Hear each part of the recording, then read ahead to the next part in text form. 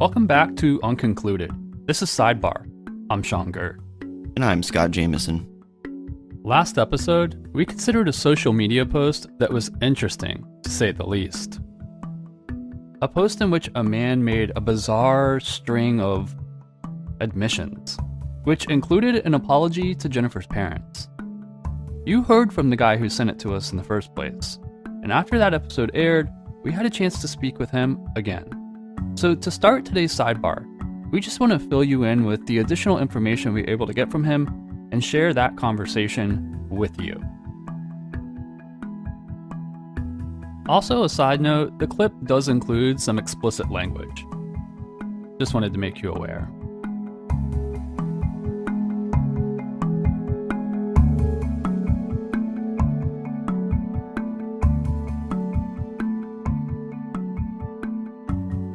Nah, dude, I was just thinking, man, that shit's crazy, cause, I was thinking, too, back in that time, there was,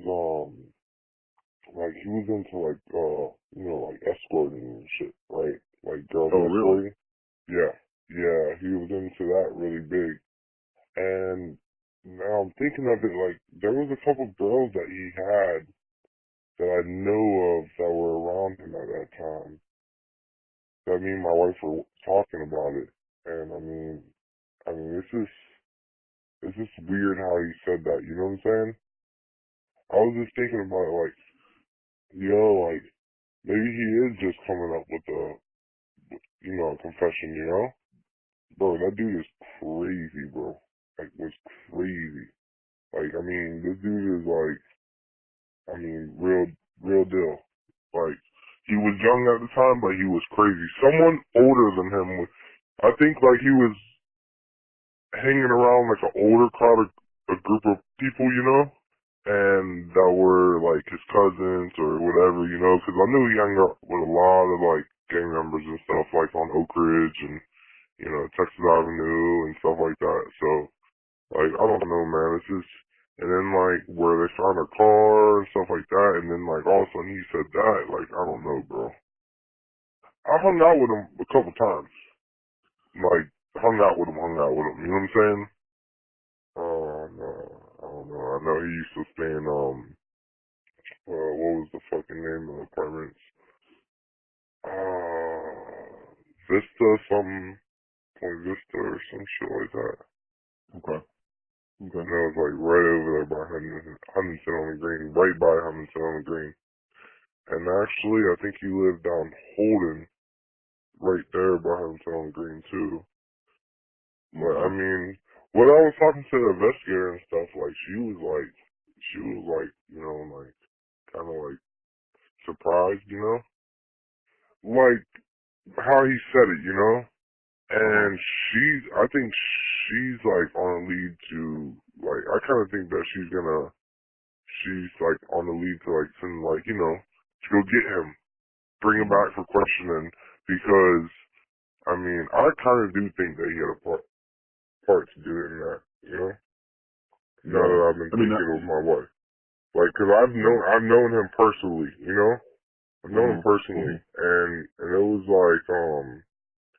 this is a weary feeling whenever you're around him, you know? You never know what was gonna happen.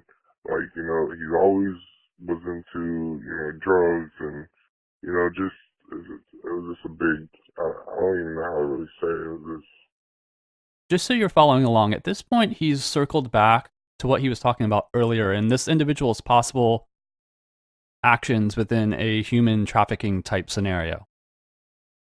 just kind of getting them high, you know what I'm saying? They weren't gonna go anywhere. They were. I think it was more stuck on the drugs, you know. But he was always trying to find different ways, you know what I'm saying? But I think it was more that he dealt with bigger people, you know what I'm saying? And that's what I think it boils down to, you know what I'm saying? Because there's he's been around for a long time, and I know all the people that he hangs around with, and they're big people like in Orlando. You know what I'm saying? I mean, I just think it's weird that he wrote that. Like, why would you write that? Like, what do you have any like ties to this girl? You know, like well, you know, like I kind of even forgot about her until like my wife brought it up the other day, and I was like, oh yeah, I remember that girl. And then, you know, why are you apologizing for what? And that's what the investigator said too. Like, why are you apologizing? You know, like, what is there that you need to apologize for, you know?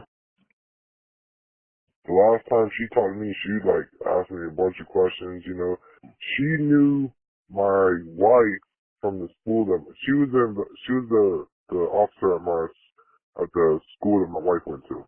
Oh, wow. And, like, she knew, like, the whole area where we're from, you know? And she knew, like, my generation that grew up, you know? But, you know, and she was like, she looked at his background and she was like, holy shit, you know? Like, there was so much stuff. Because it's not only that, now it's bringing up other things that he's done that they could bring him back on, you know what I'm saying?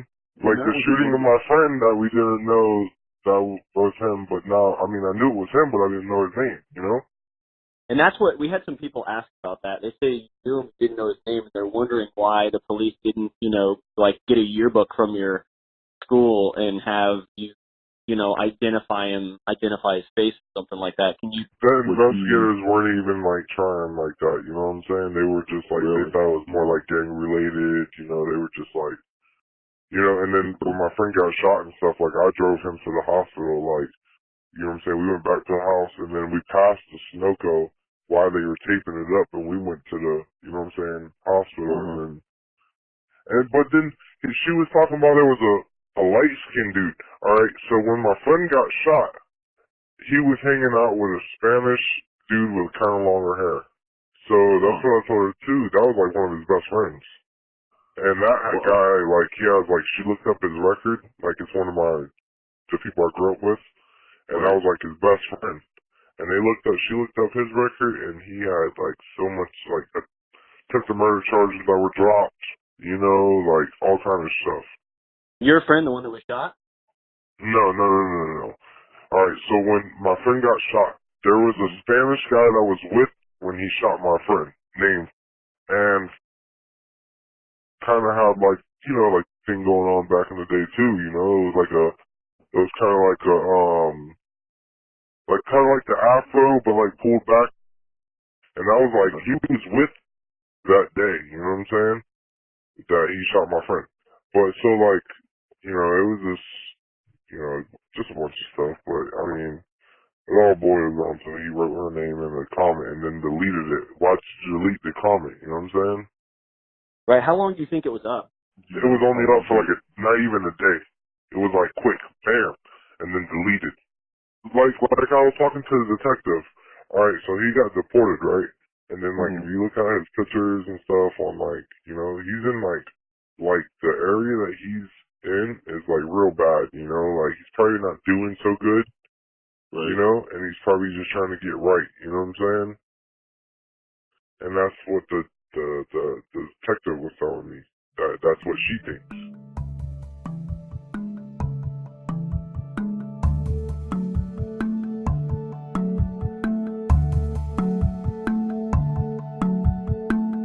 Today's episode is sponsored by Zola, the wedding company that is reinventing wedding planning and the wedding registry experience. Join over 300,000 couples who have used Zola. Zola Registry has everything you love about your favorite department store, plus things like honeymoon funds, fitness classes, wine subscriptions, and so much more. Unique features include a group gifting option that lets multiple guests contribute to big-ticket items. You can also personalize your registry with photos and notes about why you're coveting certain gifts. There's price matching and free shipping every day, and they have a top-rated app for iPhone, iPad, and Apple Watch, so couples can manage their registries on the go. There's also a suite of tools that go beyond the registry, including a free wedding website. I wish that there had been something like Zola when I got married. I tried it out myself just last week, and it really couldn't be easier to use. and I was surprised with the amount of options in every category that can be added to your registry with just one click. To sign up with Zola and receive a $50 credit towards your registry, go to zola.com/unconcluded. Again, to get this great offer, a free $50 credit towards your registry, go to zola.com. That's ZOLA.com/unconcluded.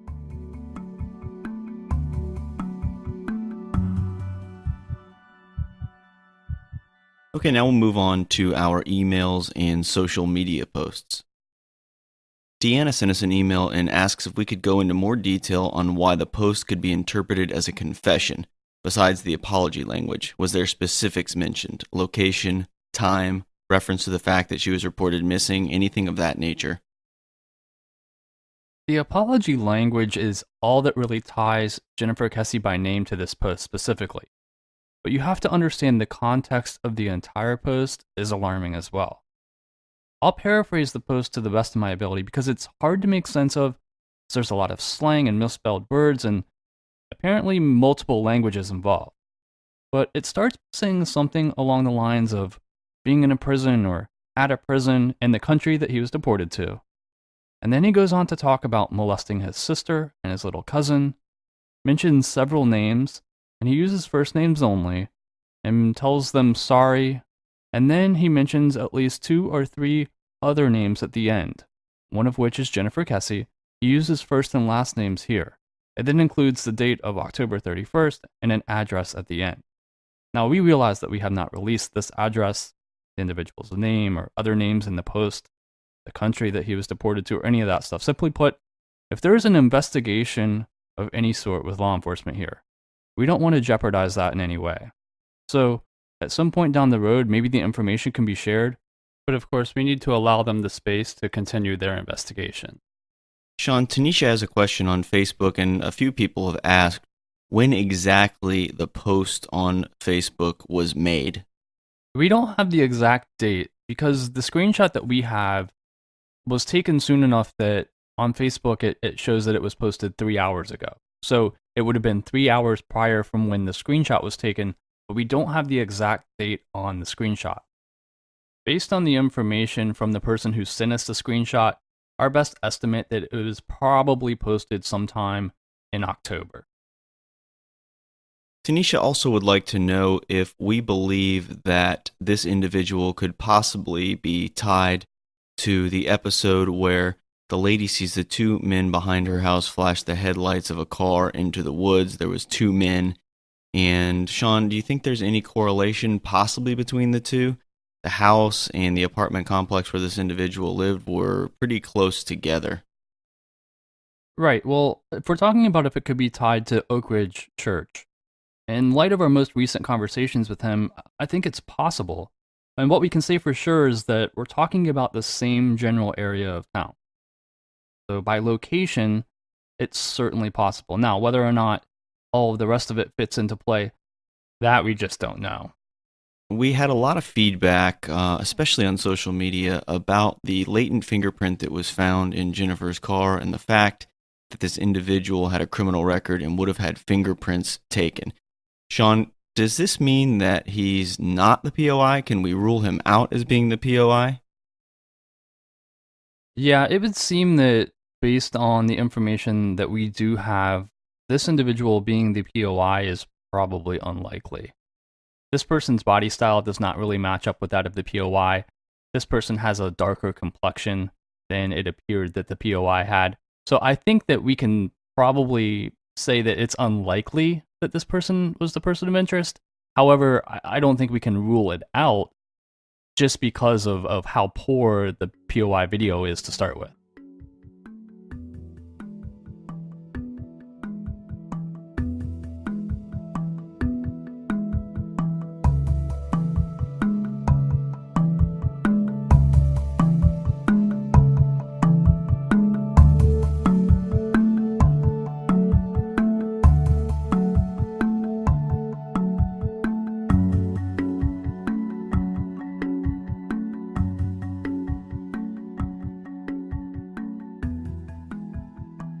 Okay, now we have some voicemails we'd like to get to. Bailey from Portland, Oregon. I just want to say that I love the podcast. I started listening last week. I'm almost caught up. My question is, I remember from the beginning, Jennifer's mom said that her work clothes were laid out on her bed, I believe. And that's always kind of confused me. Did she have everything set up to get ready for work that day? Or what am I missing here, I suppose? If she was on her way out to work when she was abducted, she wouldn't have work clothes laid out still. Anyway, thank you so much for everything you're doing. Have a great day. This has been something that's been discussed for a long time. Based on our conversations with Jennifer's family, it was not unusual for her to lay out her clothes, pick from the clothes that were laid out, and then the others that she did not choose just to kind of leave them laying out. So I think that the assumption was by her family that her work clothes were laid out, that she wore one outfit and left the others, and it sort of indicated that she had been on her way out the door for work. So that's one of the reasons behind many people's assumption that she got ready for work in the morning before she was abducted. Hi, my name's Heather. I'm currently in St. Augustine, but I was a longtime Orlando resident. And I just wanted to know, do you guys still think that Jennifer is alive, or do you think that she has unfortunately met an untimely death? And in regards to the POI, have they ever kind of reconciled the difference in height between the Orlando Police Department and what the FBI had come to concluded? And if not, do you think getting another opinion would be worthwhile? Thank you, and keep up the good work. I'm so glad you guys are bringing attention to this case. It's stuck with me for such a long time. Have a great day. For the first part of your question, I think from a purely statistical point of view, chances are Jennifer is no longer alive, especially when you consider the type of person she was known to be, strong-willed. She would not have gone along without a fight. But in the end, I don't think we can say that we know she's alive or not alive. There's just no evidence to suggest either. And the only thing we have to go on is the usual outcome in these kinds of cases, which, again, is that she's no longer alive. But unfortunately, that closure of knowing is what eludes Jennifer's family. And it's needed. Because until they know for sure, one way or the other, there's that possibility that she's still out there. As for the person of interest's height, the reported fact of the case from law enforcement is that the individual is between 5'3" to 5'5", and they've more or less agreed on that. That's what's been released on the posters and case information that they've made public. But to your point, I think it would definitely be worth another look and another calculation, because maybe there was a mistake. Hi, this is Nadia from Los Angeles. I'm calling in because I listened to your episode and I thought it was really, really interesting. And it occurred to me that you had a guy on a few episodes back who said that he tried to take a picture of a crazy person that he saw in front of I feel like in front of the place where the car was dropped off. And the guy ran away and he was never able to take the picture. And I'm wondering if it would be possible to show the picture of the guy on Facebook that you just mentioned to the guy who tried to take a picture of the crazy person all those years back and see if it's the same guy. It's just a thought. Thank you so much for everything you do, and thank you for taking my call. Bye. Thanks for the call, Nadia. And you were thinking exactly what we were thinking, because we did have a chance to get the picture of this individual from the last episode and compare with the individual that the other gentleman, Ethan, said that he had seen at the Huntington on the Green. In this particular case, they don't match up. So the person who left the Facebook post, we can say for sure is not the person that Ethan saw.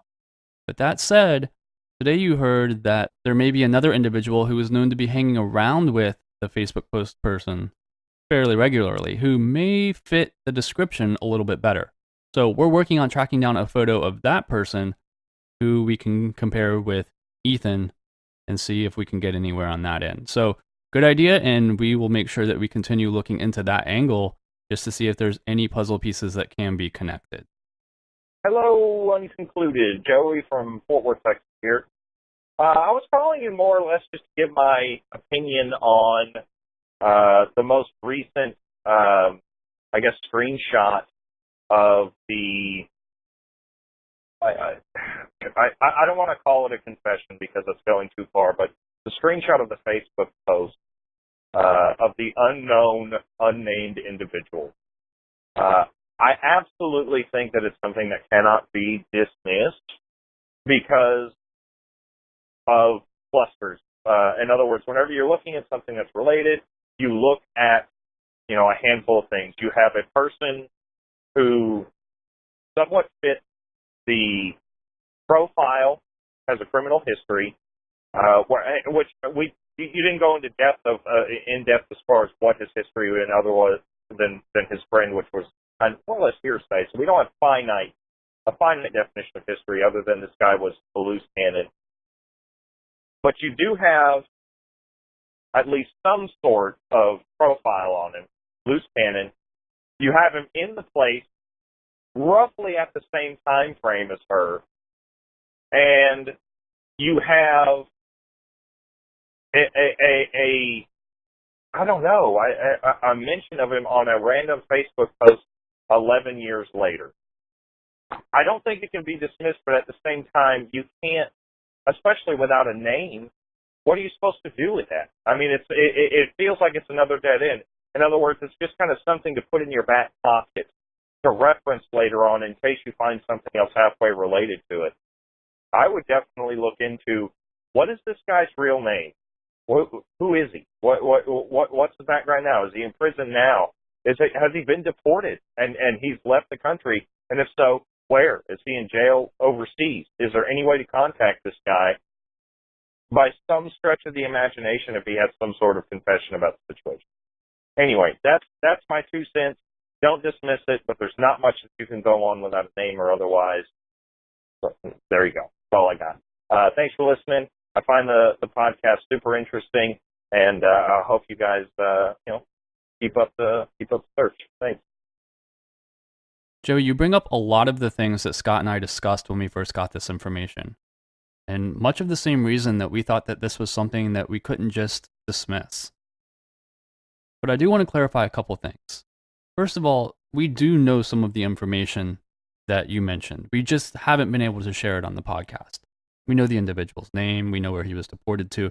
We do have that information. And we know that law enforcement has that information because it's been passed along. So we can definitely confirm that this person has been arrested many, many times, weapons charges among those.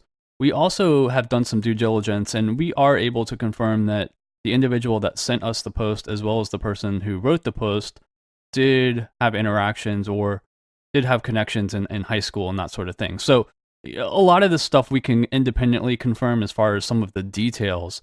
What we can't confirm, obviously, is the admissions that this person is making on their Facebook page. And hopefully that's where law enforcement is going to be able to come in and take that farther.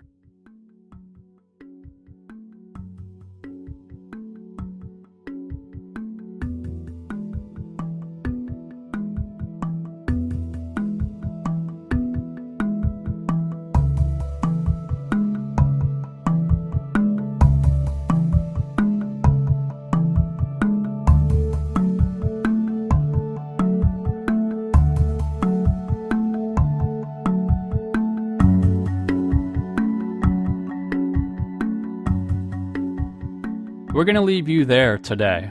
Remember, if you think you may know something about the disappearance of Jennifer Kesse, the time to come forward is now. Call the Orlando Police Department and ask to speak to detectives in charge of her case. As some of you may have seen on our social media, the Orlando Police Department is calling a press conference this week to mark the 12-year anniversary of Jennifer's disappearance. Scott and I are planning to be there, and hopefully we'll be able to share it with you too. So check in on our Facebook page, as we hope to stream on Facebook Live the press conference itself. I also wanted to let you know that the podcast schedule may be fluctuating a little bit over the next few weeks or next month or so. So just keep in mind that while new episodes are coming your way, they might not be coming on the same day at the same time as they had previously. As always, thank you for listening, thank you for participating, and thank you for being part of this. If you haven't already joined the Facebook group, check out the Unconcluded Podcast discussion group and click join. You can also like or follow us on Instagram, Twitter, or Facebook. We appreciate all of you that have already done so, and look forward to those of you who will do so soon.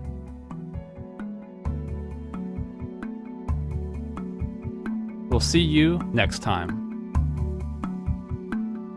Music in this episode is by Lee Rosevere.